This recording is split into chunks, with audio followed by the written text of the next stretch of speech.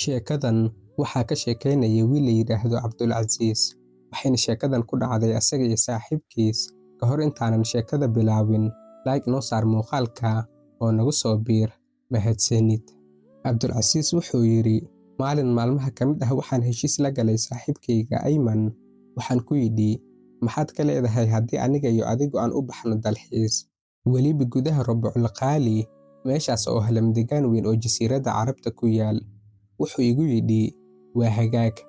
Marka fasaxa la gaaro waanu tagaynaa. Runtii markii fasaxa shaqada yimid, wixii aan ku heshiinay waanu fulinay. Waxaanu urursanay dhammaan alaabtii aan u baahnayn, kadibna waanu kicitannay. Gaarigii ayaan raacnay anagoo ku wajahan Rabiicul Qaali. Markaasuu yidhi, waa inaan gudaha u galnaa lamdegaanka, hana dejin meel waddada u dhow. Anigu ma jeceli inaan arko baabuuro meesha maraya, waayo markaas dalxiiskeenu uma muuqan doono mid dhab ah. Waxaan ku yidhi, haa, waa hagaag. Waan sii soconay. Waxaan aragnay xarun shidaal oo naga ag dhow. Markaas ayaan baabuurka si buuxda ugu shubay shidaal, si uusan nooga dhammaan. Ilaahay mahadiis, baabuurkani wuxuu ahaa mid cusub. Markaas ayaan sii soconay. Waxaan u sii soconay gudaha lamdegaanka. Markasta oon doonayo inaan istaagno meel, wuxuu igu cadaadiyay oo yidhaahdaa, war inaga daa halkan, jidkii meel fog buu ka muuqdaa. Baabuurtana waynu arki karnaa ee gudaha aan sii galno. Waxaan ku yidhi, haddaba adigu meel noocay ah baad rabtaa inaan degno? Wuxuu yidhi, saxaraha gudihiisa ayaan rabaa. Ugu dambayn waxaan nimid meel geed weyn ku yaalo. Geedkaasi wuu qalalay, laakiin aad buu u weynaa oo laamo badan buu lahaa. Wuxuu yidhi, halkani waa meesha ugu habboon ee aan ka dhisan karno teendhada.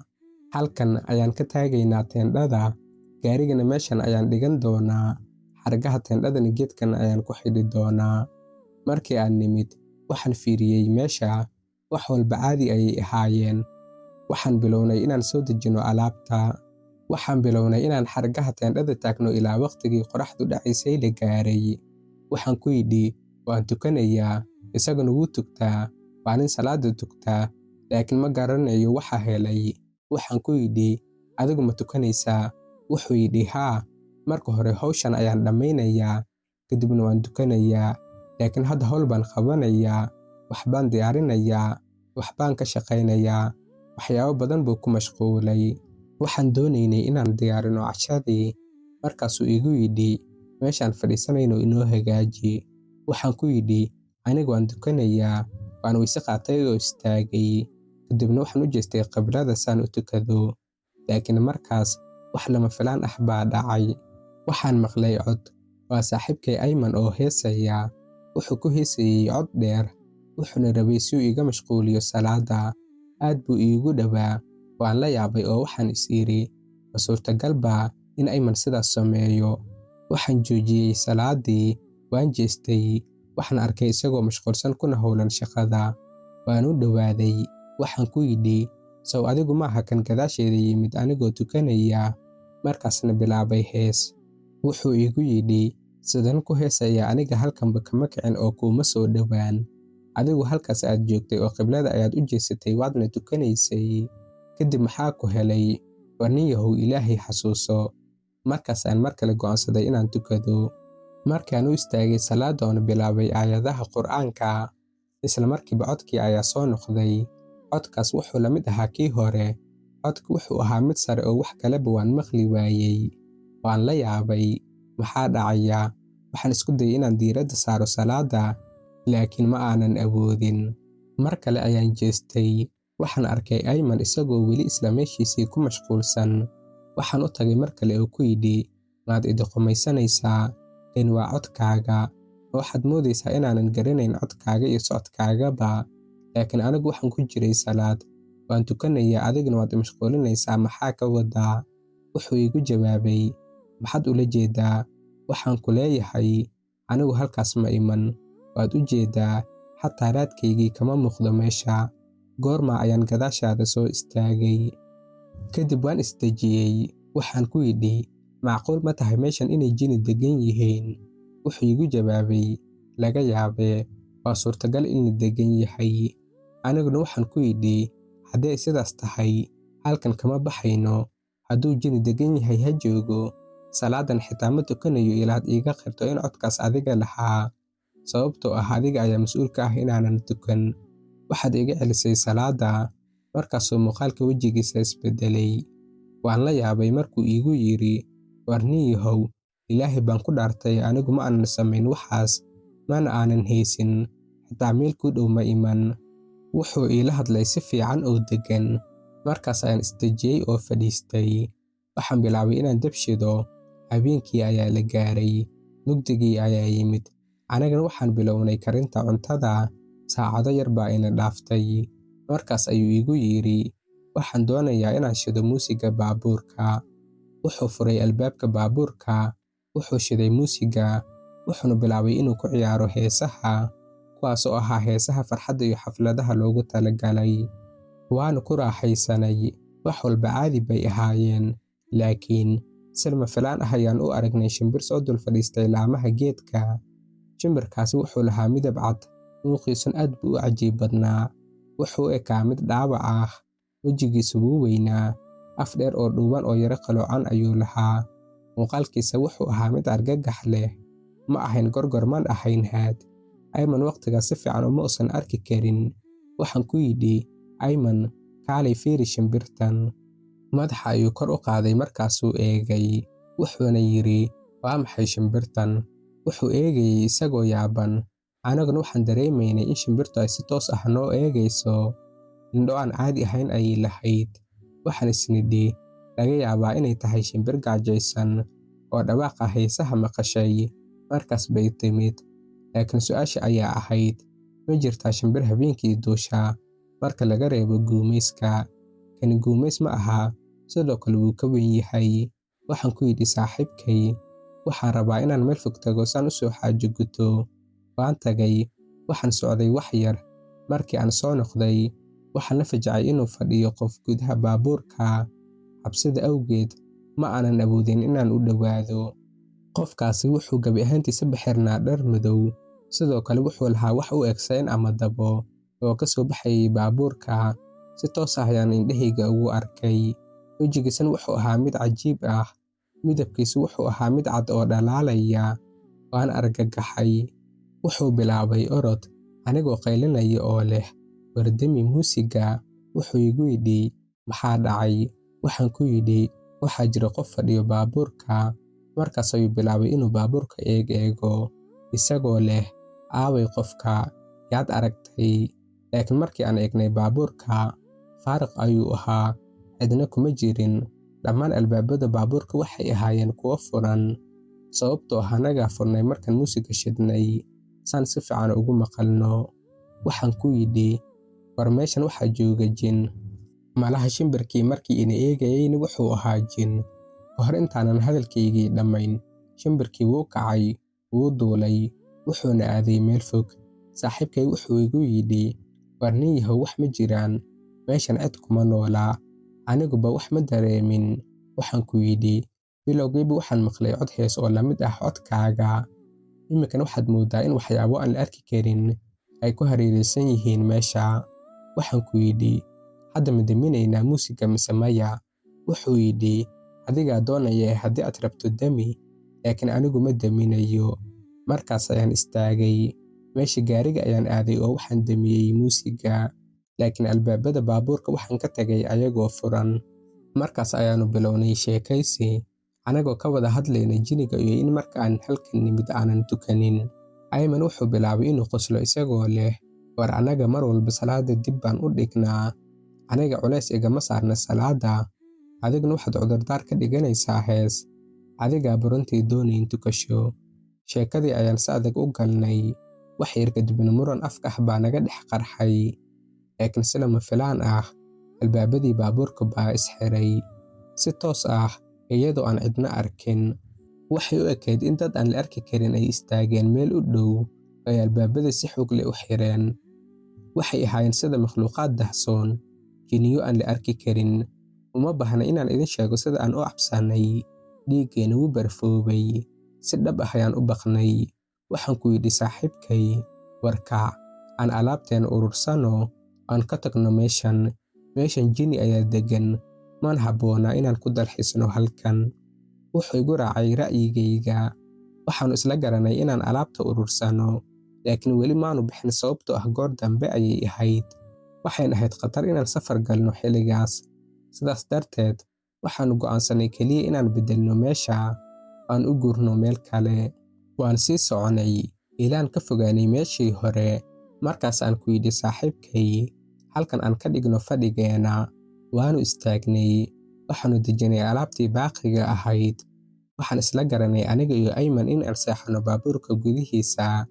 Teendhadan xitaa ma aanan soo qaadan, sababtoo ah waxay u baahnayd shaqo adag. Anaguna aad ayaan u daalanayn. Markaas ayaan shidnay nalka. Xaaladduna way fiicnayd. Waxaana soo qaadnay qoryo aan ku shidnay dab. Wax walba waxay u socdeen si caadi ah, laakiin si lama filaan ah. Waxaan arkay qof fadhiya baabuurka. Wuxuu dhex fadhiyaa kursiga dambe oo wuxuu iga eegayaa daaqadda gadaale. Wejigiisa wuxuu soo dhaweeyay muraayadda. Waxaan bilaabay inaan ku qayliyo, Ayman, Ayman, laakiin Ayman ma jawaabin. Waxaan mar kale ku celiyay, war Ayman. Markii ugu dambeyn ii soo jeestay, wuxuu madaxiisa u rogay si aan caadi ahayn. Hortiisa ayuu eegayay, laakiin si degdeg ah ayuu wejigiisa gadaal ugu soo rogay. Waxaan ku yidhi, maxaa kugu dhacay? Wuxuu igu yidhi kuwan. Waxaan yidhi, kuwan maxaa ka wadaa? Wuxuu yidhi, ma garanayo. Fiir, kuwaas gadaal naga eegaya. Markaas aan eegay meelaha uu tilmaamay. Waxay ahayd buur yar oo ciid ah oo ku taala lamadegaanka. Runtii waxaan arkay dad yar oo kor taagan, laakiin arrintu halkaas kuma eka. Waxaan is yidhi, dhibtu waxaas naga fog ma aha. Dhibtu waxay tahay qofkaan ku arkay baabuurka.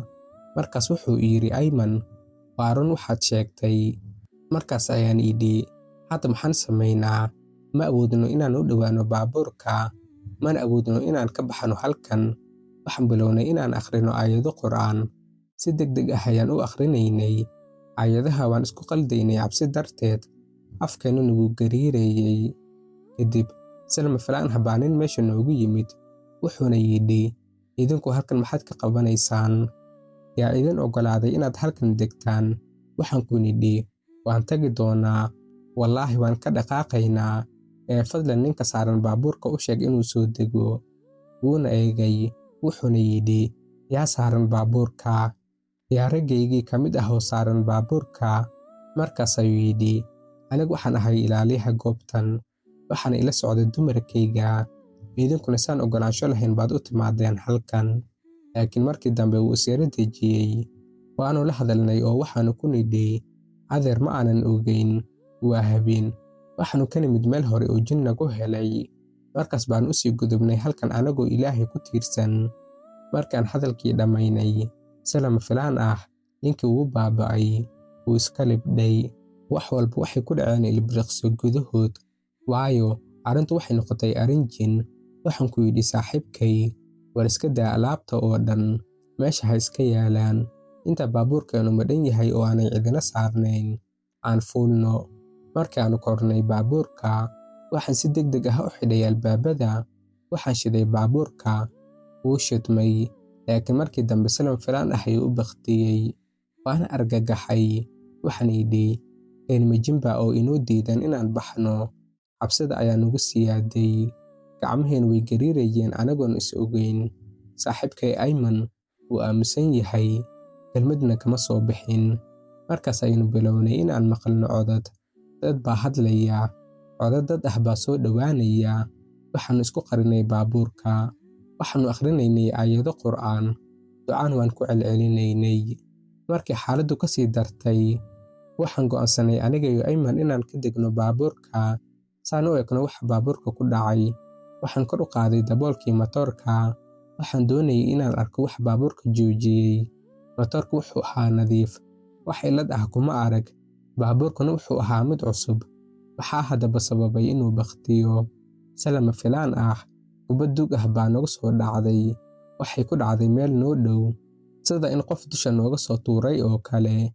Waxaan eegnay dhinac kasta. Cidna ma arag. Markaannu hareeraha fiirinaynay, waxaa meel u dhow dabkeenii ka soo muuqday 2 carruur ah. Waxay istaageen dabka agtiisa. Waxayna noo eegayeen si cajiib ah. Ayman wuxuu qaaday kubaddii. Wuxuuna bilaabay inuu eego hareeraha. Markaasuu yidhi, haddii aad tihiin jin, kubaddan qaata oo naga taga, anagu dhib idinma wadno, baabuurkeena baa xumaaday, markuu shaqeeyo waan baxaynaa. Wuxuu ku tuuray kubaddii meel u dhow carruurtii, laakiin marka uu tuuray, carruurtii way baaba'een oo way libdheen, kubaddiina meesha ayay iska taalay. Waxaan ku yidhi, war maxaad samaysay? Wuxuu igu yidhi, war saaxiib maxaa dhacay? Waxaan idhi, ma arkaysid miya inaad la hadlayso jin isu muujinaya sida dadka? Wuxuu yidhi, kuwan mushkilo bay wataan, lagama yaabo inay naga tagaan habeenkan. Kadib wuxuu sii raaciyey, haddii baabuurka shaqayn waayo, waxaa qasab ah inaan la hadalno oo wadahadal la galno jiniga. In yar kadib Ayman wuxuu bilaabay inuu qayliyo, laakiin codkiisu wuu isbedelay. Codkiisa wuxuu noqday mid nooc kale ah oo ma ekeen codkii caadiga ahaa ee Ayman.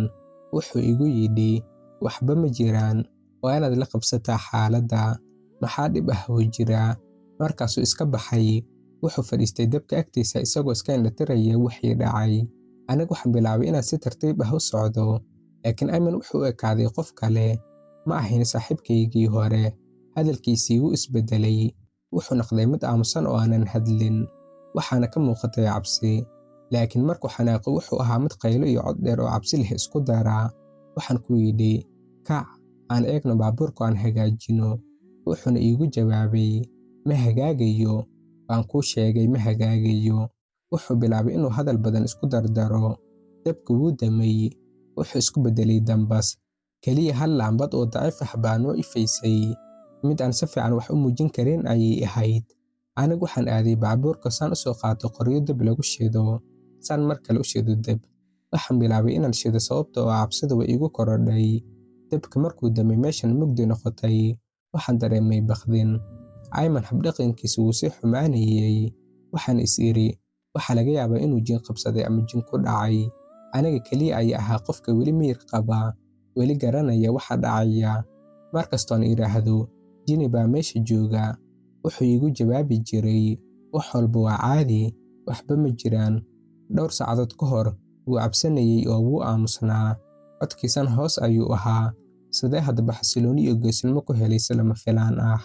Ma aanan garanayn. Laakiin markaan ku soo laabtay anigoo wata qoryihii, waxaan arkay wax aanan hilmaami doonin inta aan noolahay.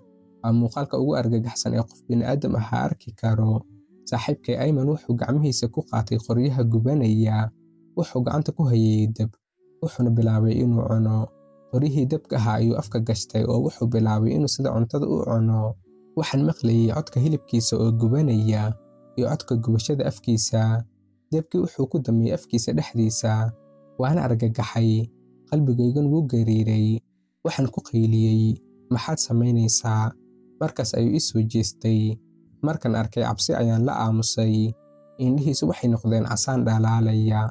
Markii aan arkay wuxuu samaynayo iyo sida uu dabka u cunayo, gacantiisaan u gubanayso, aad ayaan u baqay. Waxaan awoodi waayey inaan sii taagnaado. Waqti yar kadib, wuxuu iska tuuray dhuxushii uu afka geliyey. Markaas ayuu qaaday ciid. Wuxuu bilaabay inuu wejigiisa mariyo. Wejigiisa ilaa qoortiisa ciiddii ayuu marsaday. Afkiisa ayuu kala qaaday. Wuxuu bannaanka u soo saaray carabkiisa, isagoon caadi u dhaqmaynin. Anigu weli waan aamusnaa. Waxaan arkayay oo keliya indhihiisa. Markasta oo isoo eego, waxaan dareemayay in cabsidu igu sii kordhayso. Dhiigga ayaa baraf ii noqday, laakiin Rabbi baa i siiyey xoog aan ogeyn meesha uu ka yimid. Waan istaagay oo waan orday. Waxaan u orday dhinaca baabuurka. Waxaan u fuulay si degdeg ah. Neefsashadeyduna way adkayd. Markaas aan ogaaday in isagu uusan dhaqaaqin. Weli wuxuu fadhiyey meeshiisa, dabka hortiisa. Isna uma muuqan qof dan iga leh. Waxaan isku dayay inaan baabuurka shido. Markaas, si lama filaan ah, waxaa la ii soo garaacay daaqadda. Wuxuu igu yidhi, war xaggee aadaysaa? Indhihiisa casaan ayay weli ahaayeen. Weli waa kuwa qofkii fiiriya cabsi gelinaya. Wuxuu yidhi, maxaa halkan nooga kaxaynaysaa? Ma baxaynaa imika? Wuxuu igu yidhi sidaas isagoo kor iga eegaya. Kadib si degdeg ah ayuu iiga jeestay. Wuxuuna dib ugu laabtay meeshiisii, isagoo si deggan u fadhiistay sidii inaan waxba dhicin. Waan la yaabay. Waxaan bilaabay inaan eego agagaarka. Waxaan rabay inaan akhriyo Qur'aan, laakiin maskaxdaydu ma joogin. Waxay mashquuliyey cabsida, dareenka naxdinta leh, iyo aragtida waxyaabahan qariibka ah. Markaan dib u eegay Ayman, laba qof baa hortiisa fadhiyey. Waxay u eegayeen si fiican, waxayna u muuqdeen kuwo doodaya. Kadib carruur baa soo baxday, kadibna xoolo, xayawaano leh muuqaalo aan caadi ahayn. Wax walba oo qariib ah ayaa meesha isugu yimid. Waxay hareereeyeen Ayman, sida in shir qarsoodi ah oo jinku leeyahay uu halkaas ka socdo. Aniga waxaan ku dhididay baabuurka gudihiisa, jirkayga iyo gacmahayguba way gariirayeen. Dhammaan makhluuqaadkaas waxay si tartiib ah ugu soo dhowaanayeen baabuurka, haddana dib ayay u laabanayeen. Mar kale waxaan arkay midkood oo wejigiisa soo saaray muraayadda, isagoo ii eegaya aniga oo gudaha ku jira. Kadib si lama filaan ah ayuu u baaba'ay. Kadib cod baa ka yiri baabuurka dushiisa, waxbaa ku soo duldhacay gaariga. Kadib waxaan arkay qof lugihiisa ku soo fidsaday muraayadda hore ee baabuurka. Waxaan ogaaday in xitaa shimbirkii hore ee geedka saarnaa uusan ahayn shimbir caadi ah, wuxuu ahaa jin. Waayo wuxuu yimid meesha, wuxuu dul fadhiistay afka hore ee baabuurka, sida in uu rabo inuu i raaco. Waan cabsoonayay, waxaan fadhiistay gaariga anigoo aan garanayn waxaan samaynayo. Saacado ayaana dhaaftay, indhahayguna waxay bilaabeen inay isgalaan, sidoo qof hurdo la dagaalamaya oo kale ayaan ahaa. Laakiin markii hurdadu iga tanbadatay oo yara seexday, waxaan si lama filaan ah u soo baraarugay in yar kadib. Markaan istoosiyey, waxaan arkay saaxiibkaygii Ayman oo weli fadhiyey meel aan iga fogeyn. Wuxuu la fadhiyey kuwo kale, waxay ahaayeen jinniyo dad u eg, laakiin waxaan la qabsan kari waayey wuxuu ahaa habdhaqankiisa. Madaxiisa ayuu marba dhinac u ruxayey. Cod xun, argagax leh ayaan maqlayay mar walba. Ma garan karo isaga mise iyaga codka qofka lahaa. Codkaasi ma filayo in bini'aadam leeyahay. Kadibse jawigu wuu beddelmay, cirkii wuu furnaa, dabeel baa bilaabatay, indhahayguna way isgaleen. Haddana marka aan furay, cidna ma joogin meesha. Ayman meesha kuma sugnayn. Waxaan ka degay baabuurka anigoo naxsan. Waxaan bilaabay inaan ordo, magaciisan ku qayliyo, Ayman, Ayman ayaan lahaa. Laakiin wax jawaab ah ma jirin. Waxaan maray goobtii aanu dabka ka shidanay, laakiin wax raad ah kama muuqan. Wax kasta waa la tirtiray. Waxaan ku noqday gaariga. Waxaan bilaabay inaan baryo Allah. Ilaahow ii soo dir cid caawisa. Ilaahow ii fududay arrimaha. Ilaahow xaalka ii hagaaji. Waxaan in badan baryay Alle, ilaa aan maqlay dhawaaq ka imanaya meel dhow. Markaan dhawaqa maqlay, waan booday. Waxaan bilaabay inaan ordo, laakiin meel ayaan istaagay anigoo isleh, war halkee baad u cararaysaa? Markaas baan dib ugu laabtay gaariga. Gaarigii ayaan fuulay, qabow iyo argagax ayaa i hayay. Waxaan bilaabay inaan eego agagaarka. Cirku wuxuu mar kale noqday mugdi, dabeel baa ka kacday saxaraha. Codad aad u yaab badan baan bilaabay inaan maqlo, sida cabaad xagga hawada ka imanaya. Saxaruhu uma ekaan sidii saxaraha caadiga ah, waxba uma muuqan sidii aan hore ugu ogaa. Waan baqay, laakiin waxaan si tartiib ah gacanta ugu dhigay furaha baabuurka. Waan ku rogay furaha oo baabuurkii wuu shidmay. Subxaanallah, si weyn ayaan u farxay. Waxaan is idhi, tan waa fursad, ka bax halkan hadda. Waxaan gaarigii u kaxeeyey si xawli ah, saan u tago magaalada iigu dhow. Ugu yaraan inaan cid u sheego arrintan, ama booliiska u wargeliyo. Waayo saaxiibkaygii Ayman wuu lumay, laakiin waxa ii muuqatay inaan noqonayo eedaysane haddii aanan sheegin wixii dhacay. Aniga ayaaba laga yaabaa in la yiraahdo adigaa dilay, laakiin waxaan ogahay inay jinniyo ka xisteen. Waxaan gaarigii la maray jidkii. Waxaan u jeestay magaalada, anigoo weli la yaaban waxa dhacay, iyo saaxiibkaygii Ayman oo aan si qarsoodi ah u waayay. Markaan baabuurka kaxeeyey, waxaan si degdeg ah ugu socday halkii ugu dhoweyd ay joogeen booliiska iyo ilaalada waddooyinka. Markaan gaaray, waan u waramay. Waxaan uga sheekeeyey wixii dhacay habeenkii oo dhan, sheekadii jinniga, Ayman, iyo argagaxii aan la kulannay. Markaasay bilaabeen inay soo raacaan. Way soo raaceen si ay u soo arkaan meeshaan u tilmaamay. Waan hor socday oo hoggaan ayaan u ahaa. Markaan gaarnay halkii, waxay bilaabeen baaritaan. Laakiin midkood baa igu yiri, war ma waxaad tahay qof cabsan ama daroogaysan? Wuxuu igula hadlay hadal i dhaawacay, isagoo ii malaynaya inaan ka sheekaynayo wax aanan dhab ahayn. Waxaan ku yidhi, maya wallaahi, anigu ma cabo waxyaabahaas. Saaxiibkay wuu iga maqan yahay. Waxaan nahay dad wada shaqeeya. markaasay yidhaahdeen, haddaba bal ina tus meesha aad degteen markii hore. Anigu waxaan isku dayay inaan xasuusto meesha saxda ah. Waan wareegay, meel walba way iila ekayd, ilaa markii dambe aan arkay geed weyn oo qalalan. Geedkii aan hore tendhada ugu agdhisanay waan u yeeray oo waxaan idhi, waa meeshan. Markaan meesha tagnay, subxaanallah, halkaas ay ka heleen saaxiibkay Ayman. Wuxuu ku dhacay dhulka, muuqaalkiisa wuxuu ahaa mid laga naxo, xaaladdiisuna waxay ahayd mid laga murugoodo. Laakiin markaan eegay gacmihiisa iyo dhuuntiisa, wax gubasho ah kama muuqan. Waxaan is idhi, haddaba maxaan habeenkii arkayay anigu? Laakiin Ayman ma hadlin. Wuxuu ahaa mid kaliya indhihiisu furnaayeen, isla markaan cabsi ka muuqato.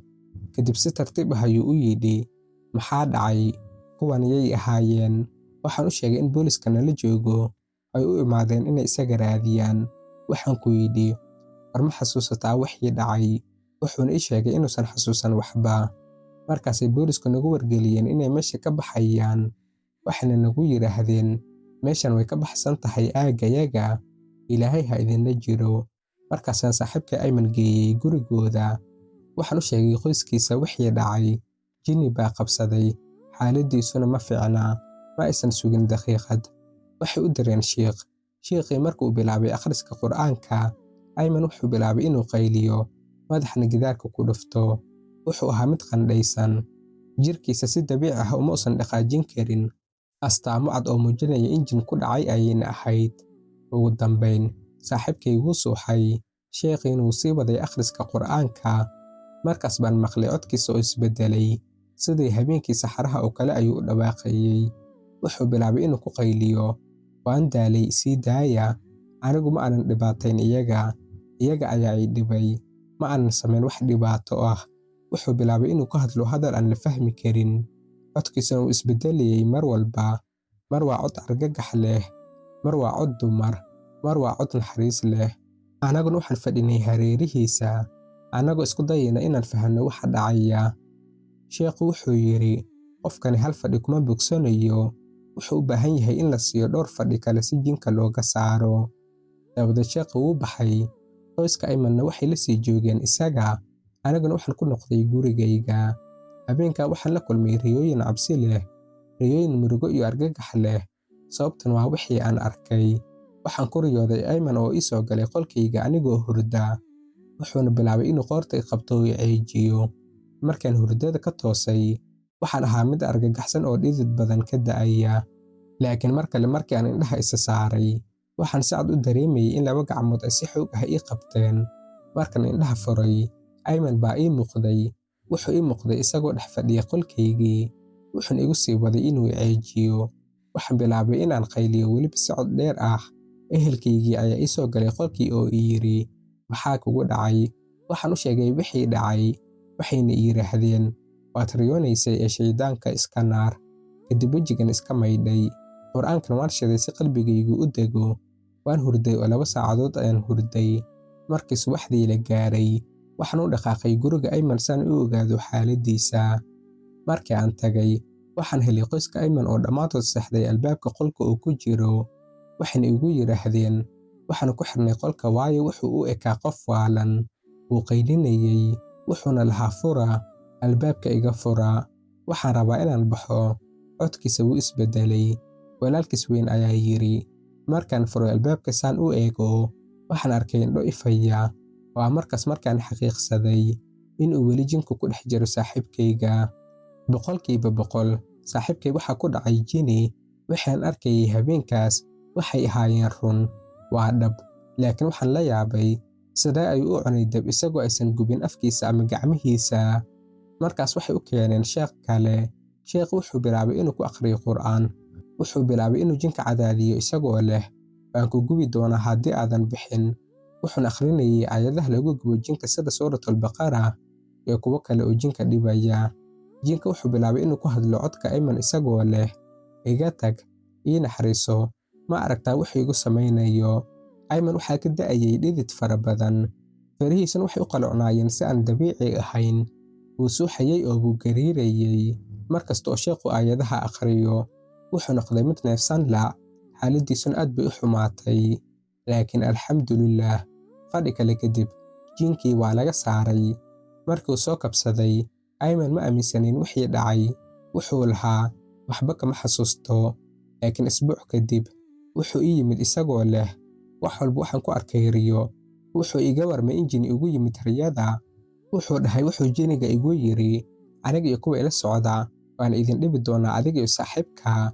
Markaas ayuu ii sheegay sheeko oo wuxuu ii yiri, markii aan yidhi waxaan rabaa inaan musqusha tago, adiguna waxaad igu tiri meesha ha tagin waa meel jiniga degan yahay. Laakiin waxaan kuu sheegay in caloosha ay xanuunaysay, waxaan tagay meesha. Intaas kadibna waxba ma xasuusto. Wuxuu ii sheegay in markii uu tagay meeshaas ay ahayd halkii ay jinigu joogeen, si toos ahna uu ugu dhacay debin, markaasna ay la wareegeen. Sidaa darteed, habeenkaas waxay ahayd habeen ka mid ah habeenadii ugu adkaa ee aan noloshayda soo maro. Laakiin tani ma ahan sheekadii ugu horreysay, mana noqon doonto tii ugu dambeysay ee laga maqlo dhulalka halista ah sida saxaraha Rubicul Qaali. Waa xaqiiqo, meelaha saxaraha iyo godadka cidlada ah waxay inta badan hoy u yihiin jiniga. Qof kasta oo halkaas tagaya waa inuu feejignaadaa. Geedaha qalalan ee duugoobay ha u malaynin in ay yihiin geedo caadi ah. Ha isku dayin inaad ka jarto laan ama aad ku dul fariisato. Waxaa dhici karta in geedkaasi yahay guri jin u gaar ah, oo haddaad ku xadgudubto ood dhaawacdo isagana cadow kugu noqon doono oo uu ku dhaawici doono. Tani waa waxa nagu dhacay, waana halkay ku dhammaanayso qisadeena maanta. Asxaabta sharafta badan, like inoo saar muuqaalka, share iyo comment si sheekada saad iigu dhiirigeliso inaan soo daayo sheekooyin dheeraad ah. Subscribe saar oo gambaleelka furo saad u ogaato markaan sheeko cusub soo dhigo. Ilaa kulankeena dambe, waxaan idin leeyahay nabadgelyo.